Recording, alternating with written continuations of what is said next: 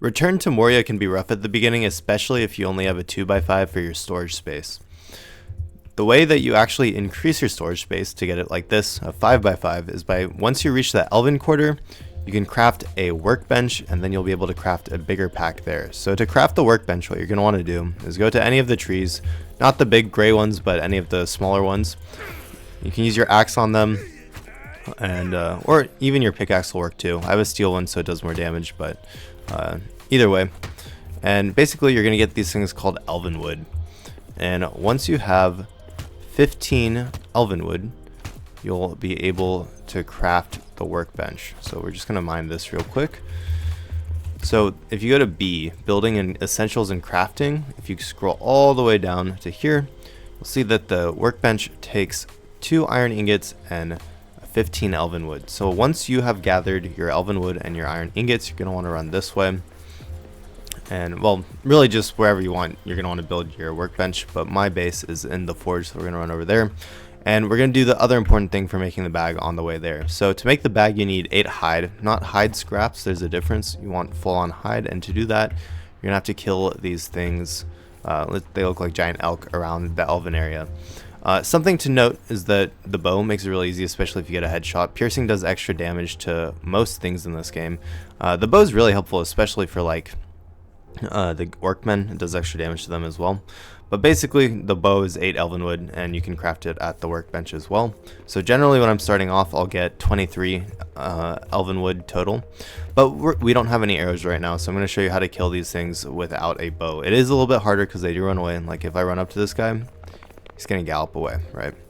So what you want to do is you want to lock on. It starts as middle mouse button. I changed it to a different mouse button, and you're going to want to sprint at them. I know it's counterintuitive, but once you get close, as you can see, you'll charge to them once you get close enough, and you'll hit them once, and then that slows them enough to where they won't run away. So charge, they're slowed, and then you can get the hide nice and easy from them. Very easy to do. So anyways, once you can just walk around in a circle and they'll respawn.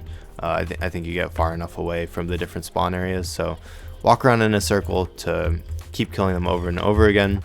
And basically once you get 8 hide, you're going to want to build your workbench. Come here. This is obviously also where you make the bow. Let me make some more arrows real quick. And then as you can see, you have your adventure pack down here at the bottom. You'll click craft, it'll put it there, and then you can swap to it from your thing, and that's how you get a 5x5 in Dwarf Fort, or not Dwarf, oh my goodness, Return to Moria. I almost called this Dwarf Fortress. Good game too, you should check it out if you haven't. Anyways, I hope you found that helpful. Having the bigger pack, it really just changes the game. It's actually so much easier to play when you don't have inventory space constantly.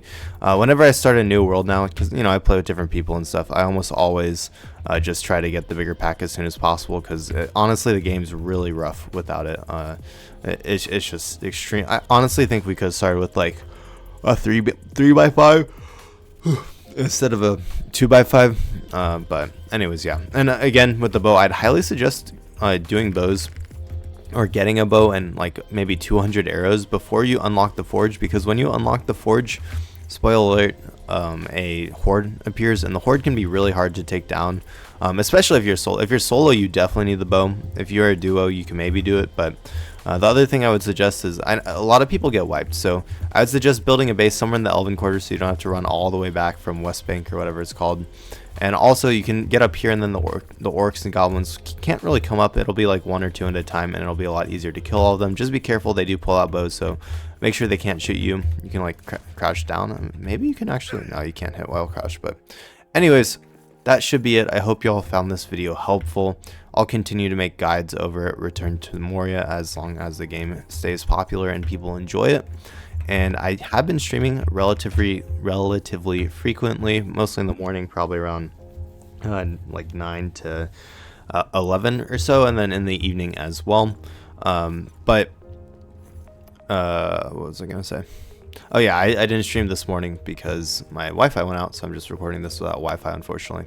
But anyways, I hope everyone has a wonderful day. Good luck in Return to Moria. Let me know if you have any questions in the comments below. I'll do my best to answer your questions. And yeah, thanks for watching, y'all. I hope you have a wonderful day, and I'll see you next time. Thanks for watching, guys.